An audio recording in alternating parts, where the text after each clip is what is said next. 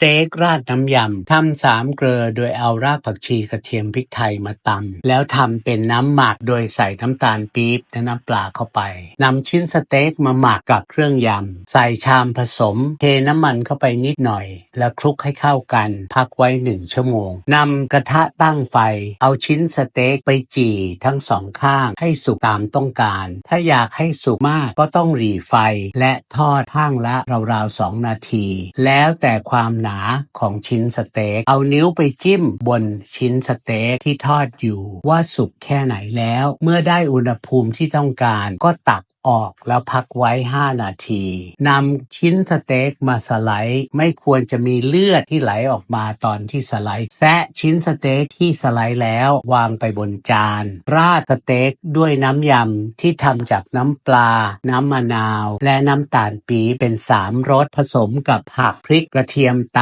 ำหัวหอมมะเขือเทศสีดาและขึ้นฉ่ายนี่แหละครับการทำสเต๊กอีกแบบหนึ่ง